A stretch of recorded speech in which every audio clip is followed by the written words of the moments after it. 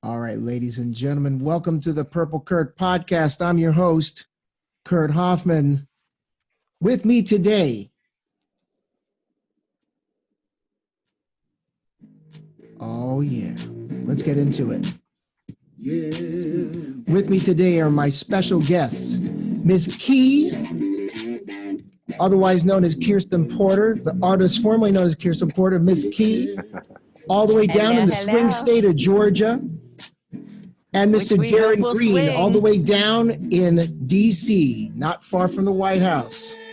All right, everybody. I know. Darren, you better correct him. You better tell him it's Baltimore, baby. By way of Baltimore, yes. But I work. Yeah. Lord. All right, so let's have some fun. Oh, Lord. So I paused that for a moment, but I got read what side of Baltimore I'm from. So I'm coming to you from Conshohocken, Pennsylvania, by way of Baltimore, formerly by way of Baltimore. I got with me again Mr. Darren Green. Darren, how you doing this evening? Good, and yourself, young man?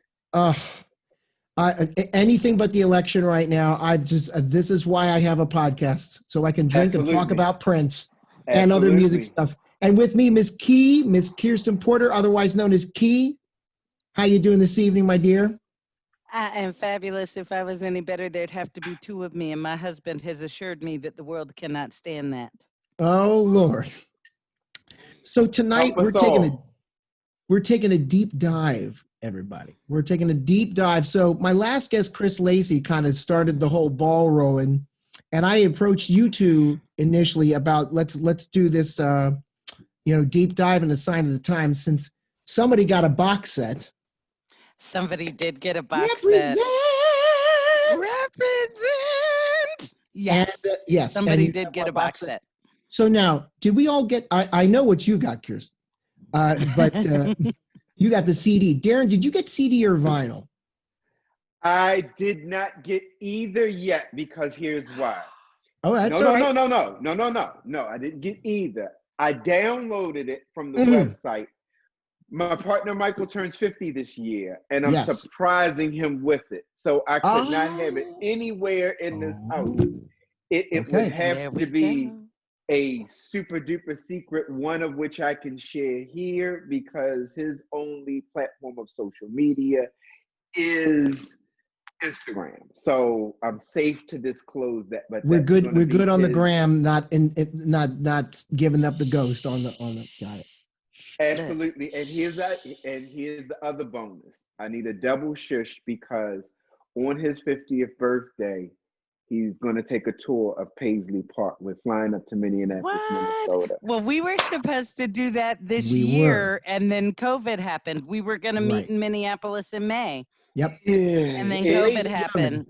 The lady that's speaking here, and I go back a bit. So I went to my first Prince concert with you, sir. Both went to our first Prince concert together for the Love Sexy tour, where we got to hear a couple of the songs on this fantastic album live, and some songs that he would do just on that tour and would never do again.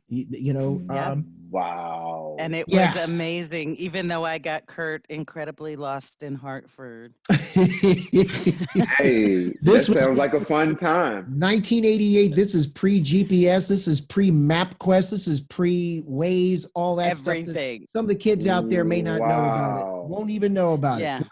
We were stopping to ask directions on the corner. Oh, Lord. And it was in a 1979 white Chevy Caprice, powder blue interior. God-awful. It was. Thing. I called it the Great White. Not god-awful. The Great White was fabulous. The Great White was fabulous. Kurt is making jokes, but the Great White was fabulous. I mean, how many people can say that they have ridden in a 79 Caprice with powder blue interior? Powdered blue. With the powder blue. Do not leave that part out.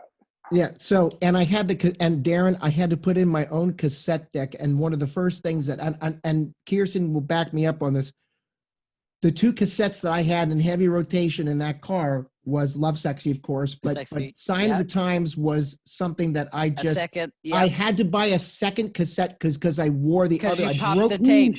I popped the tape. So, I mean, the vivid memories I have, before I met Kirsten, I was working and I said this on my previous podcast, but it bears repeating that the first time I would be immersed into rap culture and all that, you know, here I am, a skinny, pimply faced 17-year-old white kid, suburban neighborhood. You know, I kind of knew who Prince was, but I didn't go all the way in. And these guys were blasting this music, Parade album, stuff like that. They had Public Enemies, It Takes a Nation of Millions to Hold Us Back. Still today, one of my favorite rap albums of all time. I mean, that's Mount Rushmore right there. And still holds up today, unfortunately, because of the ahistoric nature that is the United States.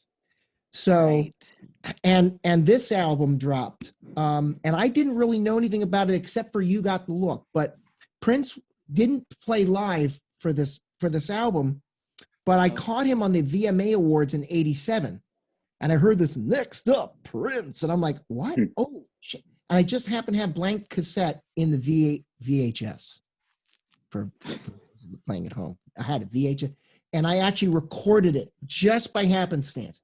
I'm sitting here watching him doing the whole guitar intro. No, I don't. But I mean, but YouTube does.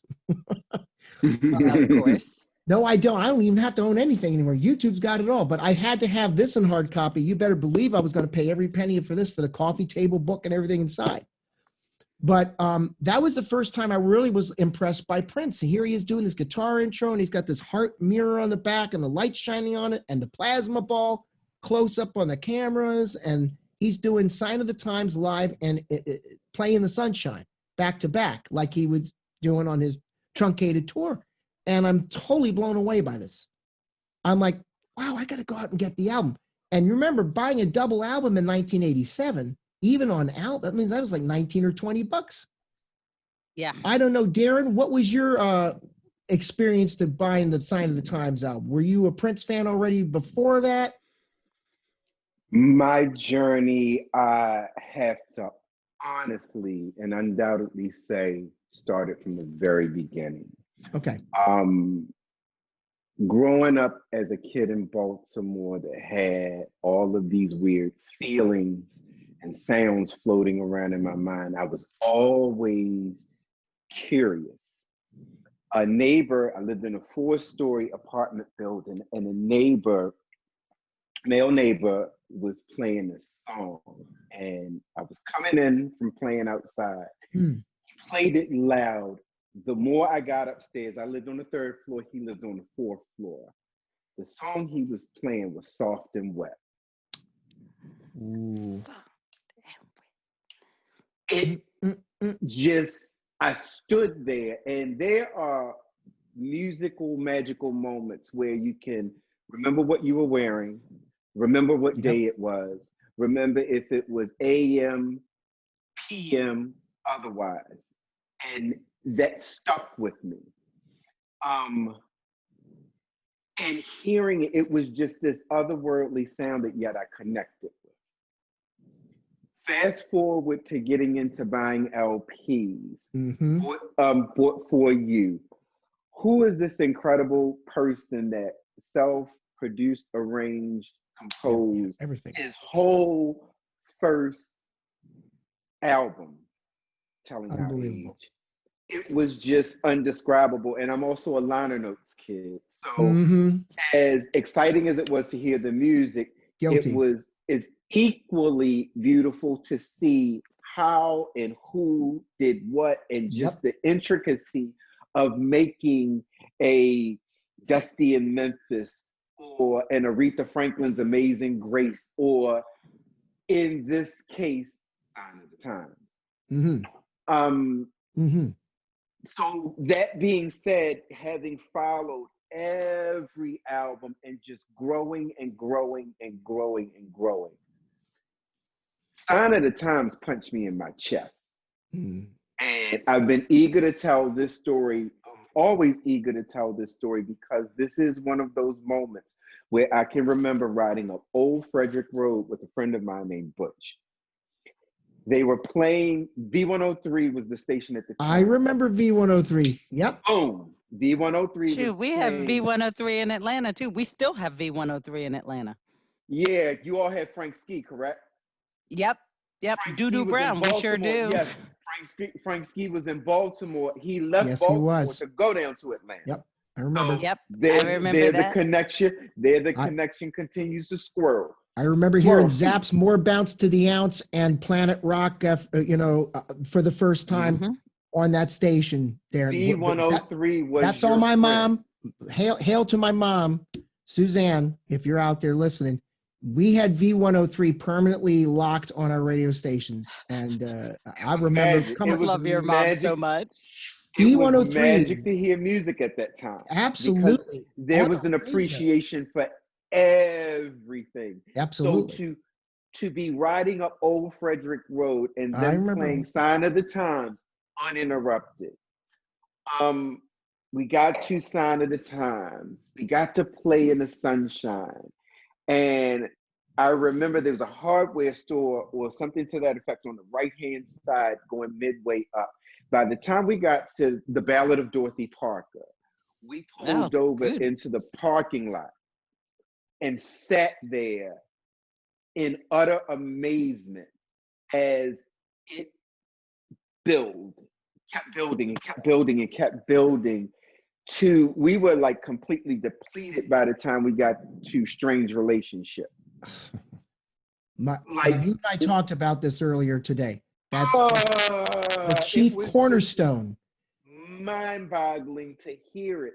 Yep. And to end on a door, I had this like little faint tear in my eye. I didn't like boo-hoo, hoo-hoo-hoo, but we darted to the record store right after that immediately.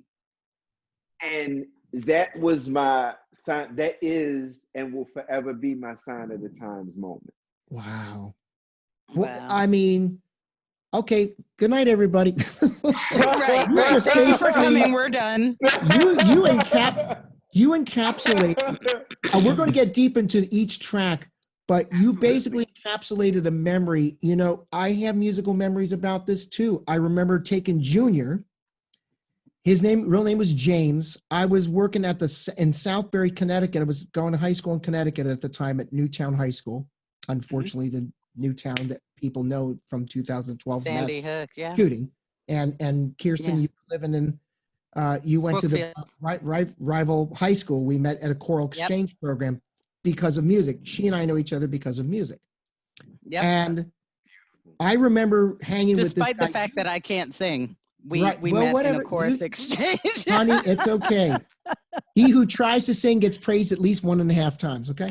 So. I don't know about that, Kurt, because Caleb used to cry when I'd sing to him as a baby, so it's bad. They may have been tears of joy. We don't know that. They were not tears of joy.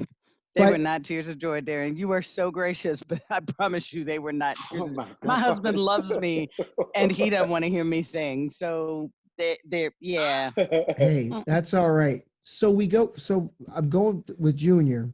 He was an older guy, probably in his early 20s. And he would take the bus from Southbury to Waterbury, the more urban neighborhood. And I said, well, I can give you a ride. How far is it? It's like 10, 15 minutes. I'm like, sure, I'll take you a good ride. All right, man, I can give you gas money or I can get you beer. And then my eyes lit up like, here I am. Beer! I knew what a 40 dog was long before I should have known what a 40 dog was. So Ballantyne's Triple X. Was it OE 800 though? No, Ballantyne Triple X, big ass bottle, green, with the top already off, paper bag. Look, my stomach just hurt listening to that. I know, and now I have to take antacid if I even try half that bottle. So we're listening to the whole album. I'm driving late at night, listening to the Ballad of Dorothy Parker. Hey man, you want to hang out? We'll go to a house party later. Sure, man. So those are the memories that I have of that album. Sometimes driving alone at night, I would listen to it. And Adore, of course, it is from cover to cover. That's my theme song. Just unbelievable. So let's start with the title track. Wait, you didn't ask for my. No, I didn't. No, I didn't. Kirsten, my faux pas. Give us your tea. Thank you. Give me a tea. Flag on the play. Give us That's your. why your Ravens keep losing. Flag on the play. Listen, don't talk about my penalties. I know. Listen, I'm not throwing them like Lamar. So for me, my first Prince exposure was my uncle. My parents would play spades when I was a little kid, and he had the Erotic City album. And we long would play. Ooh. Right. So we would sneak in. We would sneak in. He had a shed in the back where his turntable was. And we'd sneak out there and listen to Erotic City because it was the first song I had ever heard where I thought they were saying the F word. So we'd sneak out there and listen to Erotic City, which spawned this. That's right. Yes, we can funk until the dawn, but that is not what I thought he was saying. Is it true that Sheila was saying, because from what I heard, excuse me, sidebar, she didn't want to say fuck. Right. So hers was funk and his was. So that is true. That's in the book. The guide to all this is Dwayne Tudall's book on the Purple Rain recording sessions. And if you go in there, she actually recorded both the word fuck, and she was uncomfortable with Prince. My mom's going to kill me. Can I sing funk? Because she came from a very religious family. Very religious. She's, Oakland girl, but very religious, right? And he actually kept both on there. So you are, it's like Yanny Laurel of 1984. Are you hearing? Right. Is she saying Yanny, funk or are you hearing Laurel? Our version of that back in 83, 84 was, is she saying fuck or is she saying funk? She was saying both. Correct. Actually. Correct. So that was my first exposure. And then. Wow. Erotic City was your first. Wow. Erotic City was my first exposure. And the first song you'd hear him do live was Erotic City. Because that's what he opened with on the Love Sexy tour. That's right. That is correct. That is correct. Thunderbird, Mock Thunderbird. Yeah, Mock Thunderbird. And what happened for me with the Sign of the Time album was I had my first I Want to Be a Lesbian experience with Camille. Camille gave me my first I Want to Be a Lesbian experience. So the If I Was Your Girlfriend with the sped up Camille voice and the You Got the Look and the Housequake. We don't have to make children to make love, and we don't have to make love to have an orgasm. Your body is what I'm all about. And there you go. So I fell in love with Camille, and the rest is history. And Kurt will tell you, Adore is my. Oh, that's like my whole chi. That's my whole. Yes, if I could sing, I would sing it to my husband because he is my Adore, because he loves me amazingly. But if I smashed up his ride, we might have issues. I might be divorced. I have some problems. Maybe not the ride. Can't the ride. Well, maybe not the ride. It is one of these albums. The previous discussion, previous guest I had, Mike. If you were to sum up the album. In your own words, I said it was like a family snapshot of where he'd been and where he was going. How would you? I would agree with that, but I would also say. What would you put it? And then Darren. I would also say that the amount of the use of the linked drum machine. You and I have talked about this, Kurt. Yeah. He did amazing things. Ballad of Dorothy Parker, 777-9311, the most inventive use of the drum machine.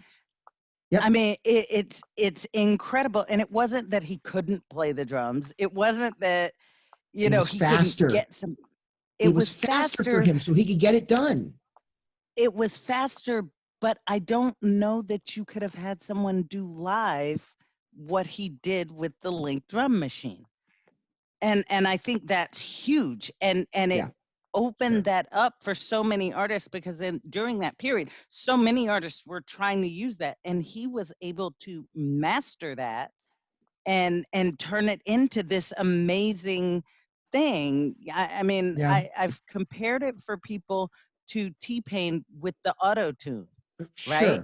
Yeah. Like, you innovated the use of this rather than trying to make yourself sing better. There's no question you're using auto-tune, but you've taken it to this whole other persona or level, and that's what he did for the Link drum machine. And the comparison to T-Pain is good because T-Pain can actually sing without auto-tune. Mm-hmm. Where Prince could actually play the drums. He was on The Masked Singer, apparently. I didn't see it, but my husband told me he was on The Masked Singer. Yeah. T-Pain. Yeah. Okay. Shout out to T-Pain. Hey, listen, why not? T-Pain actually, if you've heard his vocals without autotune, he actually can really sing. Sounds good. Well, he my can't play husband 23 said instruments. but he's good. But my husband said he was phenomenal on The Masked Singer, and there's no auto-tune. So, I mean, the dude has talent, but he took this genre and made it into a whole thing. And I think that Prince did that with he took it and ran with the drum machine. He took it places that you'd never see it going. Well, he did certain things to the Lynn drum machine that people weren't doing. A lot of the people were using the stock sounds on it, which he did do, but he would detune like a tom-tom and turn the pitch way down low. And he would take his guitar pedal effects and he would link that up to the Lynn drum machine and with the flange and make all kinds of creative sounds that way. What he was doing with his guitar, he was also doing to the Lynn drum machine with his guitar pedals. So he had a unique, I mean, When Doves Cry is a classic example of that. But going to the Sign of the Times, I'm thinking he probably used a little bit of the Fairlight drum patches on that as well. But he was using, it was the first time he combined not only the Lynn drum machine, but the Sign of the Times album, he was using the Fairlight sampler. That was the early sampler systems, and they were godly expensive. The only person that was using it extensively at that time was Peter Gabriel for the So album and his previous albums before that. Which is also a fabulous album. Oh, God. Absolutely. But yes, correct. So, Darren, how would you, if you encapsulated Sign of the Times in a couple words or a couple sentences, well, we can't do it in a couple words, couple sentences. I know. Hello. Who am I talking to? How could you possibly put it? Because I know it's a journey. I mean,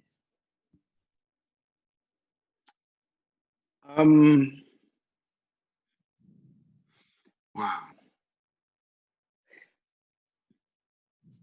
Coming up to this conversation, I had to talk to myself with Prince, and from the beginning, as I said, until the very end of it, so to speak. This juncture could best be described as the journey to perfection. It captures and on that journey, because I have fallen in love with many facets of Prince, because he was not one Prince. But Sign of the Times will forever be that journey to perfection for me, because each track told its own story.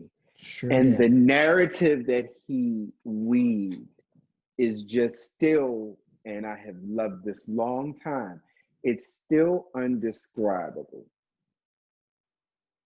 Because I'm still unpacking it to this very day. And then we get hit with this box set, which we'll get to in future podcast episodes. There's a hell of a lot in there. Just when we're still trying to unpack this album, we'll have even more to unpack later on. Right. That's you want to talk about glorious burden. You want to talk about a glorious burden. There it is. If I had to put this album in 2 words, glorious burden, because there is, like you said, Darren, there's so much in this album. He's just giving you, previous guests said, you know, this is the history of Black music. You want blues, you got a little bit of that in Sign of the Times. You want James Brown, you got that in Housequake, with a little bit of foreshadowing of what he would maybe later do with hip hop. You want, I mean, you know, and he hot buttered soul with Adore. Hot. Yes. Ooh. Just and that and when the horns kick in, in there, Quiet Storm before there was Quiet Storm. Oh my gosh. Ooh. And not only that, he is saying the things that you wish your man would say to you. Yep. Right? Like when he starts talking about love is too weak to define just what you mean to me. If God one day struck me blind, your beauty I'd still see. That's the kind of stuff you want your man to say to you and mean it. And he had you totally convinced that he meant every word. In multiple voices. Right. Yep. That in itself was the crippling beauty of listening to that song, because I would break down every voice. I would repeat it just to hear the other octave that he put it in or that he lowered it in. So it's one song you just say, what the fuck did I just listen to? Then you keep listening just to draw in the layers of beauty. Absolutely. But then it goes back to that same thing, though. I was falling in love with Prince, but I was also falling in love with Camille, right? Which then spawned its own album.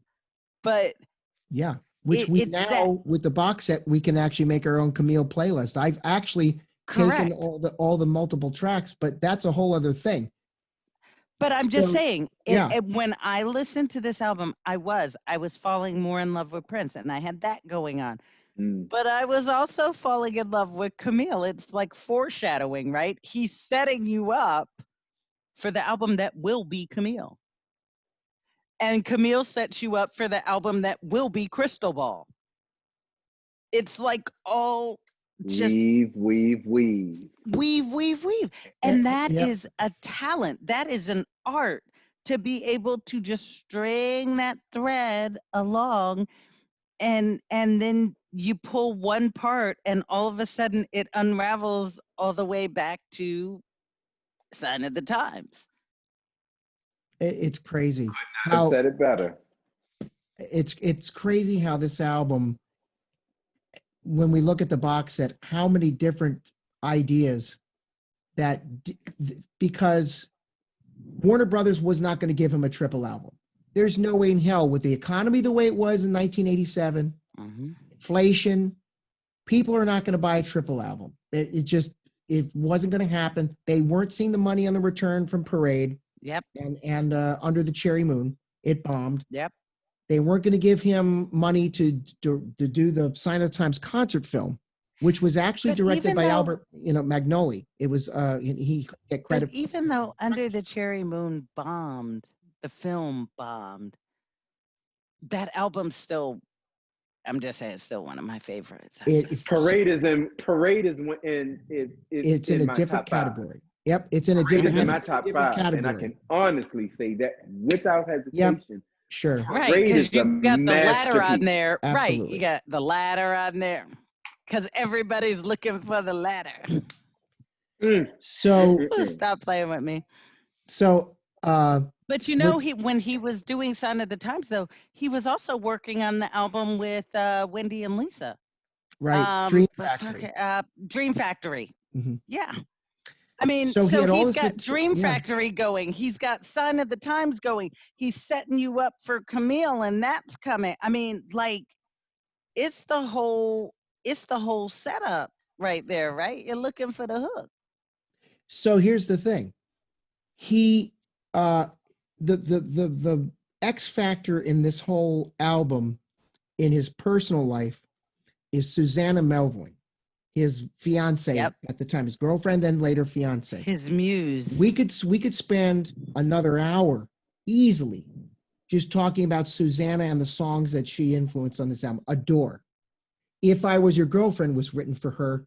And if you look at the narrative on that, it's because he was frustrated that he couldn't be as close to her as she was to her twin sister, who happened to be Wendy in the Revolution. Because they were twin, because they had that sixth sense or whatever you want to call it that twins have. Prince wanted to be that for her, but Wendy was competition in that. So what do? You get rid of the competition, which wasn't going to last for Susanna. So he ends that, or she ends the relationship, I think, in this case.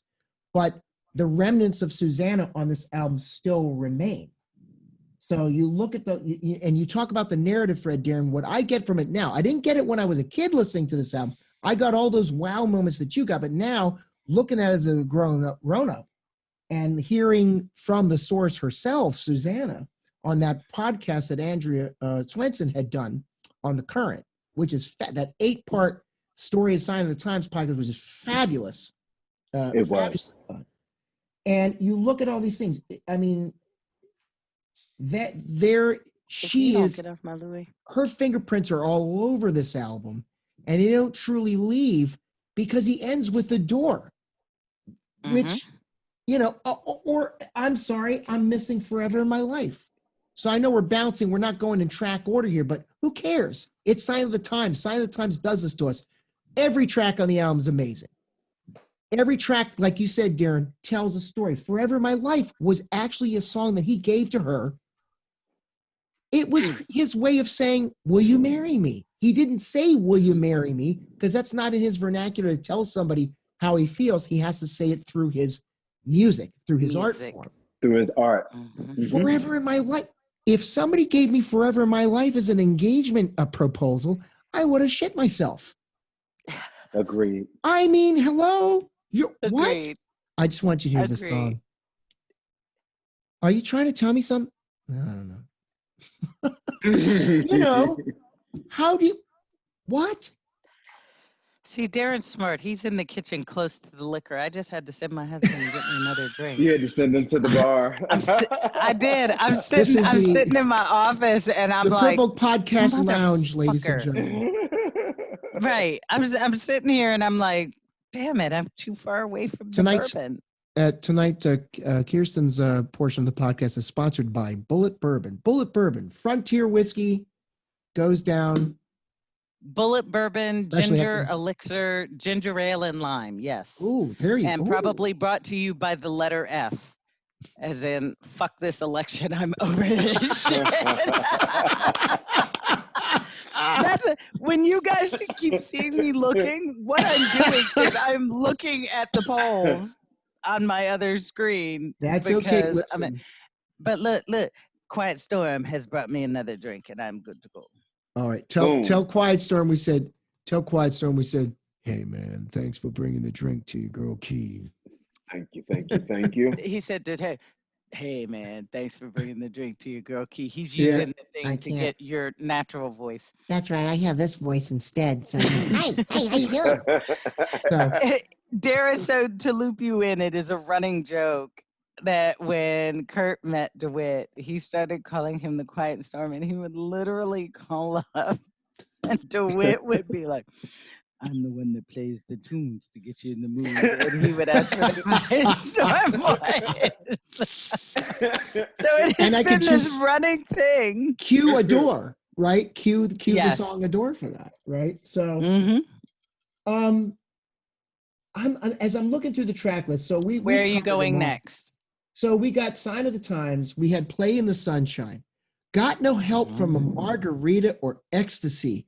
And I'm going to tell you right now, at 17 years old, I didn't know what the hell ecstasy was. I'm like, oh, ecstasy. I know that means joy. Got No Help from a Margarita or Ecstasy. What the hell does Prince know about ecstasy? A lot. I'm sure. Well, that's why the Black Album was canceled, apparently. Molly. But you know what you have not touched? I even gave you a hoodie with it on it. Oh, that's right. Starfish and coffee. Maple syrup. And I have the hoodie. Yes, I do. I did not wear it tonight because it's too damn hot in the basement. In the basement studios here in Conshohock. But I'm trying to think. Yes, you have not touched Starfish and Coffee. Hot thing. Which is my favorite because it's such an anomaly. Oh yeah, Starfish and Coffee. Listen, as a former Maryland State educator, my last year teaching in Maryland before we moved up here, before my husband got a job up here in Philly, I had my kids in 4th and 5th grade do Starfish and Coffee. That's the only kid-friendly Prince song. It was on Sesame Street. How much kid-friendlier can you get? Don't get no more kid-friendlier than that. No, Muppets Live. Yeah, Muppets. Muppets Tonight. Back in 97. So, yep. If either of you, I don't know if it's possible for some, not possible for others. Do either one of you have a favorite track off of this? Mine's got to be Adore. It's got to be Adore every time. It's Adore. The song still gives me chills 30 years later. I mean, it's still.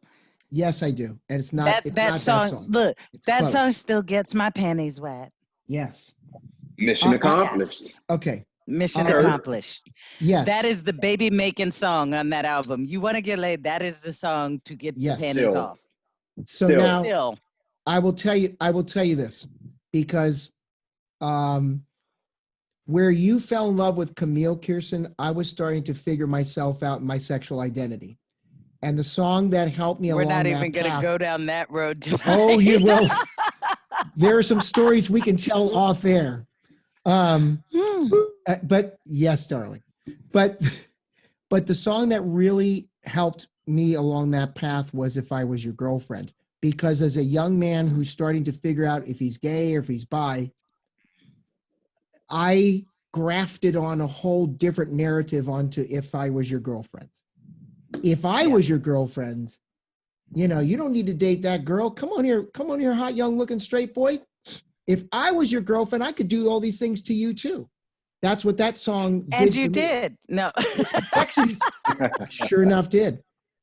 But that song had a soft underbelly, a feminine spirit. I mean, Prince was genderqueer before the word genderqueer was even invented. Right. He invented metrosexual. I mean, David Bowie was there before him. Yes. Little Richard in his own way was there before him, certainly. But in a way, in a closeted way, as you could do in the 50s and 60s. But yes. David Bowie opened the door. I would say David Bowie definitely opened the door for that, though, right? But in the black market. But in the black community. Prince was genderqueer, and when we didn't have that word. And when I heard If I Was Your Girlfriend, and I'm having all these different thoughts about my own sexuality, I'm like, wow, he's really digging into that feminine side of himself. And he's talking about his girlfriend in a unique way. And I put my own narrative on top of that. It gave me ideas that, well, anything's really possible. Then Anesthesia would be the song later on that's in my canon of my top 5 all-time Prince songs. But If I Was Your Girlfriend, all these years later, I would say Ballad of Dorothy. If we're talking musical structure, Darren, I can't just say Ballad of Dorothy Parker, bar none. That's his Stevie Wonder moment of the many moments that he has. This is his songs in the key of life. But Adore is a torch song, right? Oh, absolutely. It's a little bit raunchy. Agreed. Right. It's a little bit everything. So it's sexy, but it's bordering on a little bit raunchy. Yeah. It's a torch song with the horns and everything that's going on in the background. And it is unlike anything else you will ever hear. Sure. Absolutely. And I love music, all genres. I go everywhere. It even sounds like it even has a hint of gospel to it. Oh, that's right. A hint. Listen. But I think that do that at church on Sunday and change a few words.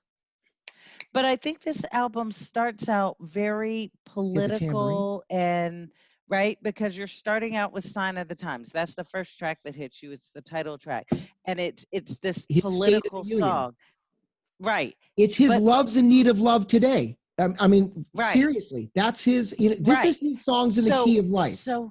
So he starts there, and then he walks you through this love affair with Susanna that you're just like, okay, I wasn't ready. Because I know I wasn't ready. I wasn't ready.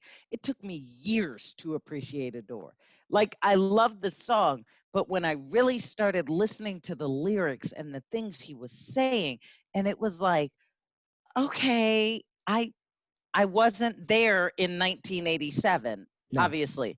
None of In 1987, I'd never been kissed, right? So I wasn't there. But I hit that point where I became an adult and you start having those relationships, and all of a sudden, all this stuff he's saying makes sense. Yeah. Right? And up till now in an election all comes year, together. Yeah. And now here we are in a pandemic, okay? Darren, I don't think we got to you with your favorite song off this track. We didn't get to you. Darren's with me. I had a hard time naming one too. Darren's with me. Darren's with me. This is it's hard. Probably one of the hardest. I'm going to tell you what it is, but I'm going to tell you why it's so hard. Because the two that are betting for the #1 spot are polar opposites.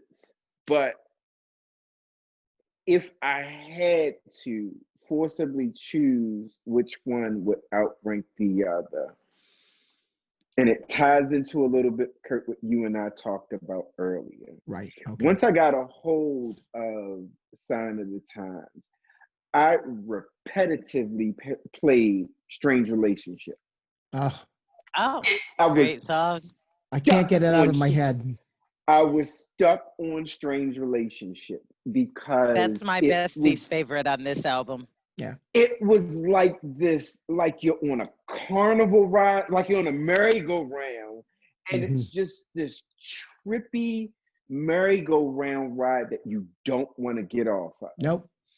And I can remember saying, my God, today, if I had a full-length track of, if this could go to 12-inch version or 7 minutes, I would be in utopian heaven.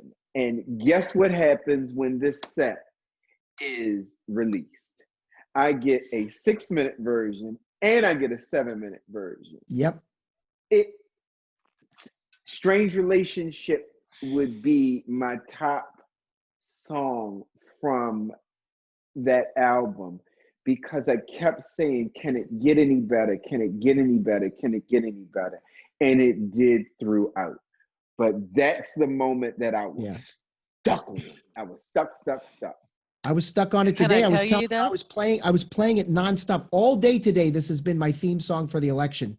What's the strange relationship? What's the strange relationship? Can I tell you though? Please. Here's the thing. So normally on an album, I do not like the song that is the commercially successful or popular song.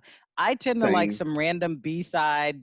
People are like, that was on that album? So for me, right. For Deep me, cuts. this album, Adore, was one of the hits, right? Like everybody pretty much who's ever listened to Prince knows Adore. But he didn't release it as a single. It was the unreleased hit. Right. It was an unreleased single, but off of this album, it is one of the more well-known songs. Because when you start talking about Play in the Sunshine or Forever in My Life or Slow Love, those are not the hit. Adore, Sign of the Times, If I Was Your Girlfriend, You Got the Look. Those were the hits. And so I find this weird relationship with this album because I like the hit, right? Like the hit is my song. But normally it is some random, like you were talking about the auditorium, that everybody's looking for the ladder. Love that. One of my favorite songs off of Around the World in a Day is Everybody's Looking for the Ladder. For the ladder. Right.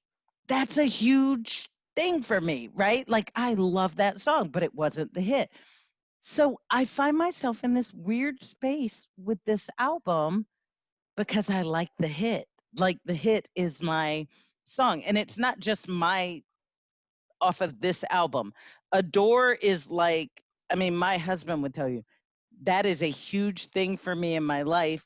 I feel like that Prince wrote the soundtrack for the first half of my life. Everything that happened in my life up until 2016, I have a Prince song tied to it. Yep. And Adore is tied to a lot of those moments. So when he passed, I had that moment where I panicked a little bit because it's like, oh my gosh, who's going to write the soundtrack for the second half of my life? Does this mean I'm going to die because there's nobody to write the soundtrack?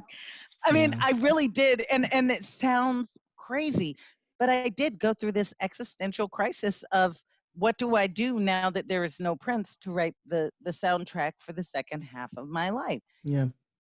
But then they keep releasing here's the all of this stuff that I haven't heard.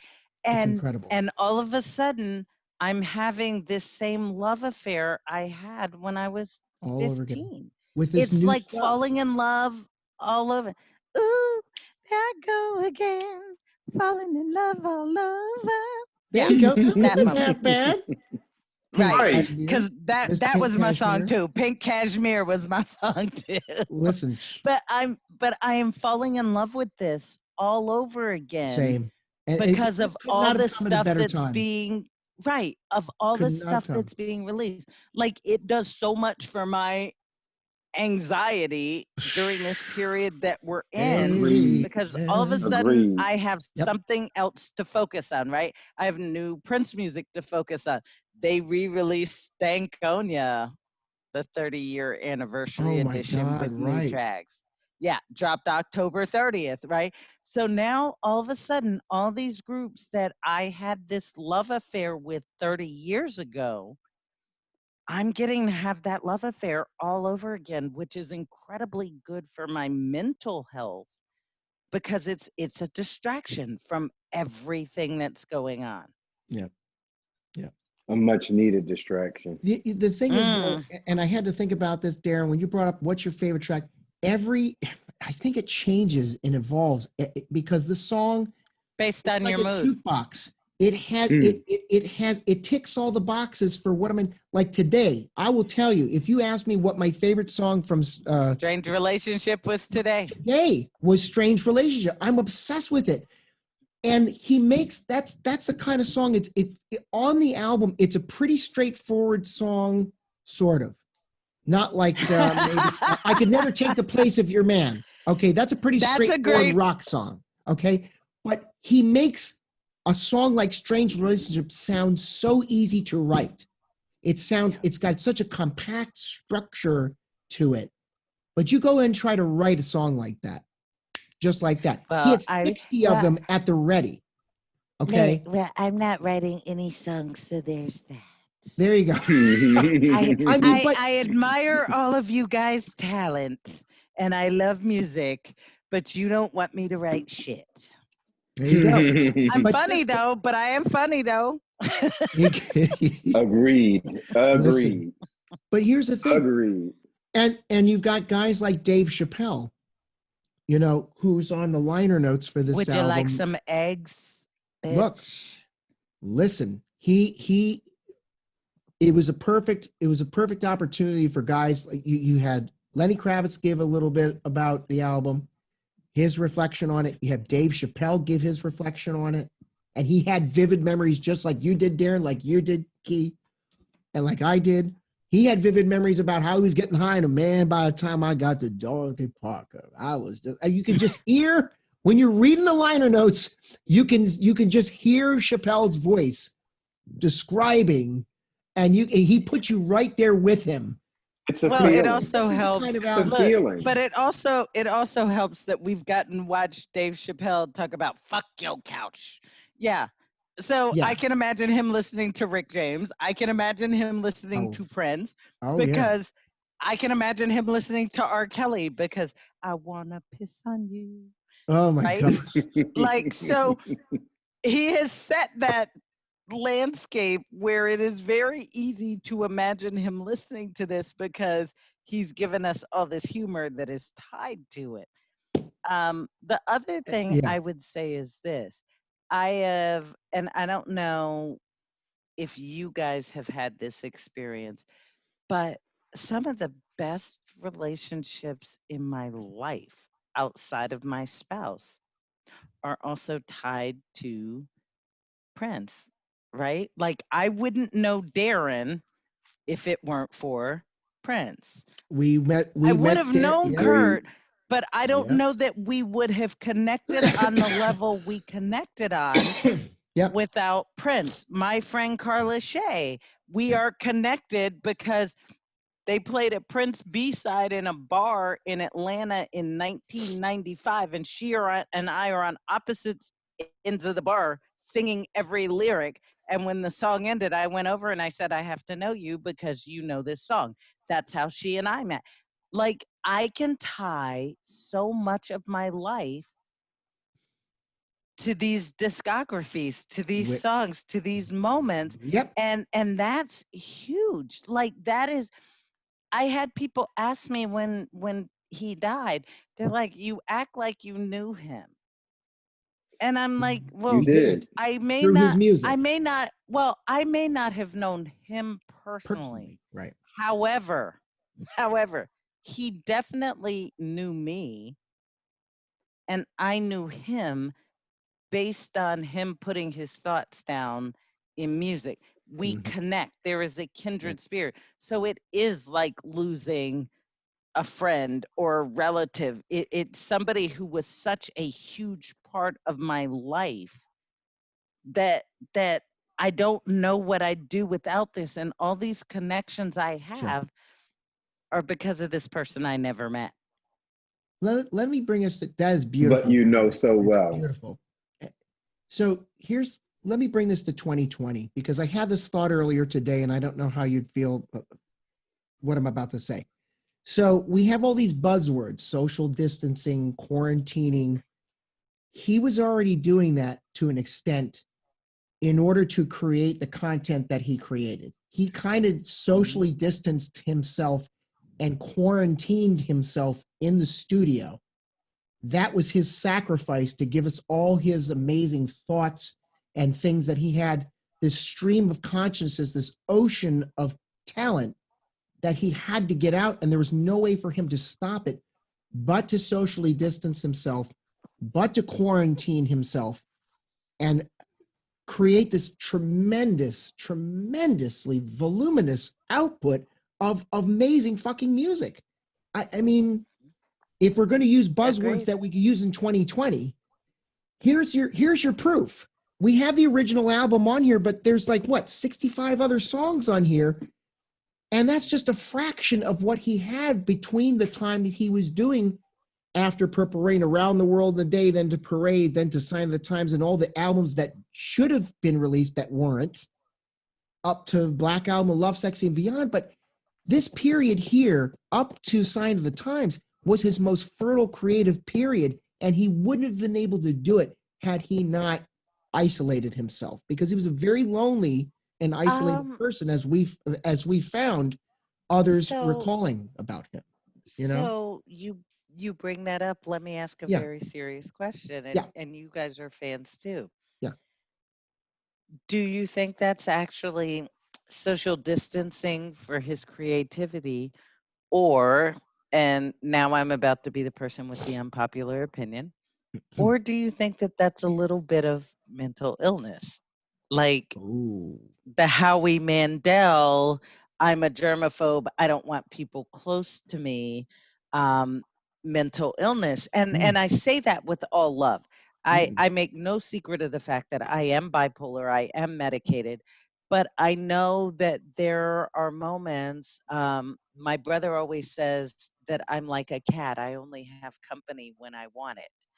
So I'm very social, but I am also very protective of my personal space because I know that there are some times where I need to not engage, and that's self-preservation and that's self-love, and people don't take it that way, but there are moments where you just have to have a minute. So is that creative genius, or is that a little bit of mental illness where Both. you have to create this space where you don't have to interact with people?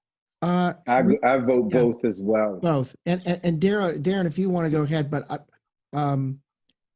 my take on it is that it had to be both, because there was a lot of damage that was done when his father kicked him out of the house. Apparently, if you read Neil Carlin's book, which has been a bit of a controversy in the Prince fandom world, it's a very unvarnished look at Prince in various ways. And though it has a lot of speculative moments in the book, it seems to be a very honest portrayal of Prince and which Prince you were getting.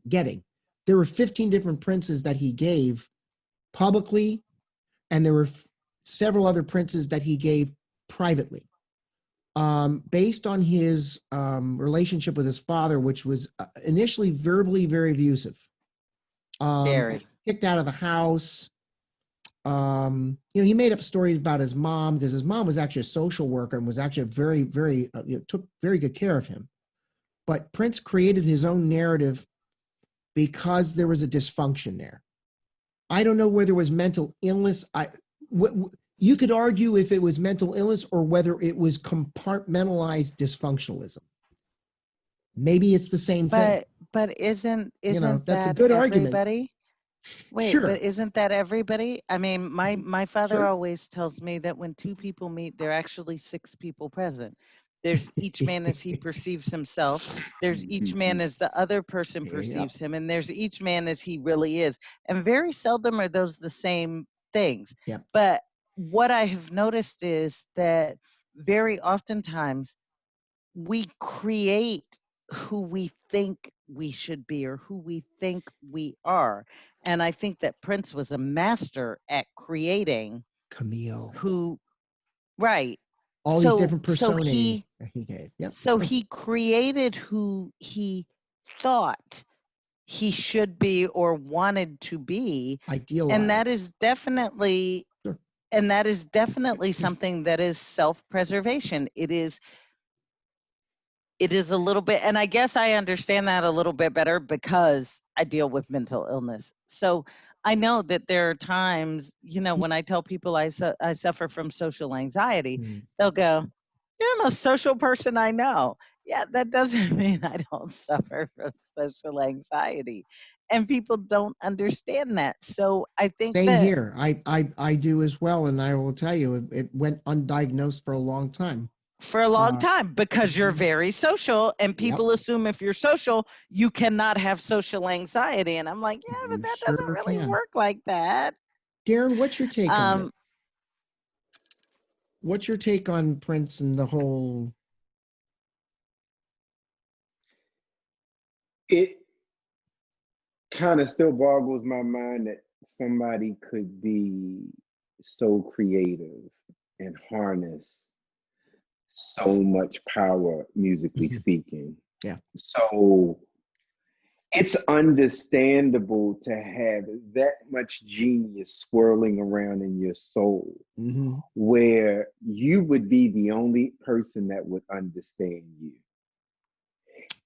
And you would have and that's got to be a hard place to live. That has to be a heavy burden to hold. Self-esoterical.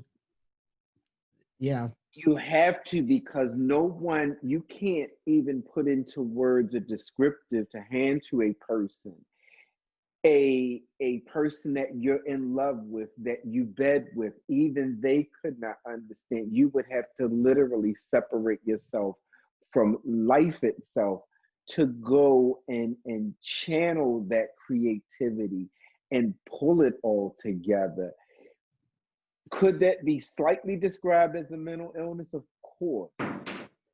Could it also be described as creative genius at its best work, where it needs to be isolated and put into a narrative? He was such a complex genius. Very. That even now in depth, you're still trying to understand the man. You're still trying to understand the facets of him. Let's not even get into anything other than just the music. That in itself is an uphill battle to even understand. Yep. How can someone be so creative and keep building these moments and building these moments? Everybody's greatest moment with him was Purple Rain. Commercially speaking, I get it. I absolutely get why that argument is. Sure. But Sign of the Times captured a man who was on the eclipse of true change. His band, not only that, it captures a man who is falling in love and is unsure of himself, falling in love.